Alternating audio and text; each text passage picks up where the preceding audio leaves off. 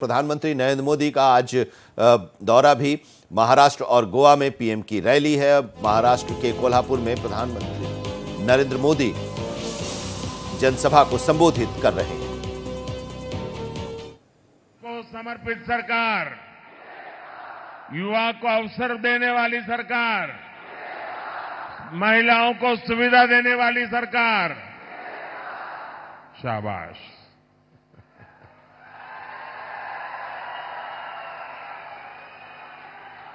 भाई और बहनों,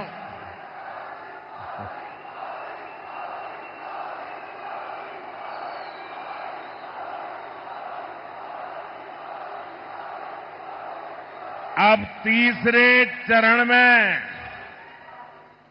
बॉल कैरियर की जिम्मेदारी कोल्हापुर वासियों के पास आने वाली है।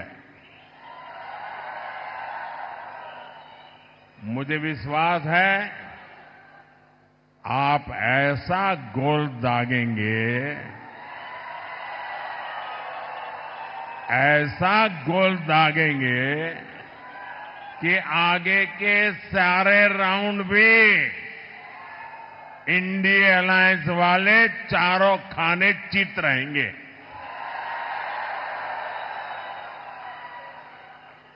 क्योंकि ये पूरा देश जानता है, जगत भारी कोल्हापुरी, जगत भारी। साथियों, चुनाव के पहले ही मैंने कहा था, ये चुनाव विकसित भारत के संकल्प का चुनाव है। लेकिन जैसे ही कांग्रेस पार्टी और उसके दोस्तों को ये एहसास हुआ कि वो विकास के ट्रैक रिकॉर्ड में एनडीए की बराबरी नहीं कर सकते, उन्होंने अपनी रणनीति बदल ली। इसलिए इंडिया अलायंस वालों ने खुलकर देश विरोधी एजेंडा और तुष्टीकरण के हथकंडों का इस्तेमाल करना शुरू कर दिया है।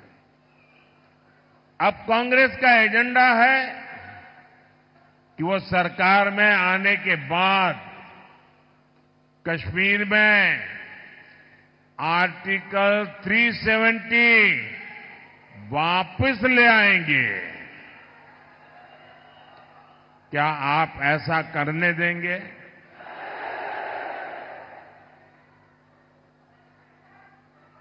अब किसी में हिम्मत है कि मोदी के इस कदम को पीछे हटा सके? ये लोग कह रहे हैं कि इनकी सरकार बनी तो ये लोग सीएए कानून रद्द कर देंगे।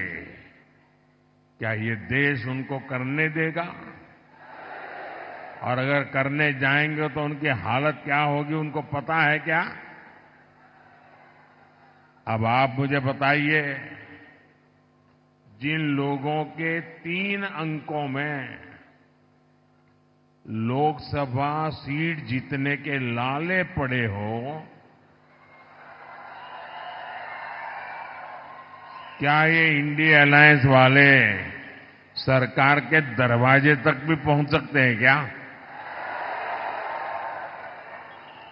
और उनका तो हाल ये है जी, वो ऐसी फॉर्मूला बना रहे, 1 साल 1 पीएम, ये फॉर्मूला निकालने में लगे हैं। अगर 5 साल मौका मिले तो 5 प्रधानमंत्री। अब इनको इसकी आदत हो गई। कर्नाटका में भी अभी सरकार बनी, उनकी पार्टी, उनका विजय। फॉर्मूला क्या? 2.5 साल 1 मुख्यमंत्री, 2.5 साल के बाद जो डिप्टी सीएम है वो मुख्यमंत्री। ये खेल खेल रहे। इन्होंने छत्तीसगढ़ में फॉर्मूला बनाई थी 2.5 साल एक मुख्यमंत्री, दूसरे 2.5 साल दूसरा मुख्यमंत्री। उन्होंने राजस्थान में फॉर्मूला बनाई थी 1-2.5 साल एक मुख्यमंत्री, दूसरे 2.5 साल। और हुआ क्या? ये फॉर्मूला निकालने वाले लोग 5 साल में 5 प्रधानमंत्री देश पर थोपने के सपने देखने वालों को ये देश कभी भी सहन करने वाला नहीं है। और इसलिए ये लोग देश पर गुस्सा उतार रहे हैं। कर्नाटका और तमिलनाडु में कांग्रेस और एनडीए अलायंस के लोग क्या भाषण कर रहे हैं? दक्षिण भारत को तोड़कर अलग देश बनाने की मांग कर रहे हैं। आप मुझे बताइए, अहद पेशावर, अहद पेशावर, तहत तंजावर, हिंदवी स्वराज्य।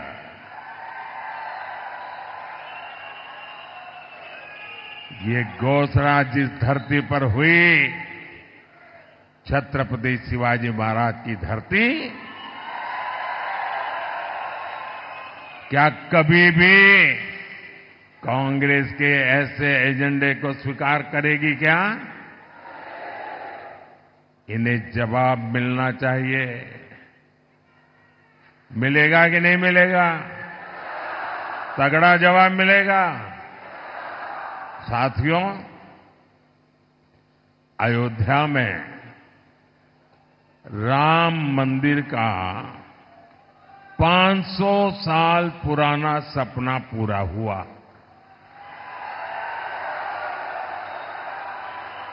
दशकों तक राम मंदिर को बनने से रोकने वाली कांग्रेस ने उसका भी बहिष्कार किया। और ये कांग्रेस कितनी अधपतन में गई है। ये राम मंदिर की जो ट्रस्टी है ना, ये अच्छे लोग हैं, तो कांग्रेस के सारे पाप माफ कर दिए और घर जाकर के निमंत्रण दिया कि नहीं भाई चलो, जो हो गया आओ। उन्होंने उस निमंत्रण को ठुकरा दिया। क्या कोई कभी प्रभु राम के दरबार में जाने का निमंत्रण ठुकरा सकता है क्या? ऐसे लोगों पे भरोसा कर सकते हैं क्या? अरे कांग्रेस वाले, जरा आईने में चेहरा देखो। वो अयोध्या के अंसारी, अयोध्या का वो अंसारी परिवार जो जिंदगी भर राम मंदिर के विरुद्ध अदालत में केस लड़ता रहा,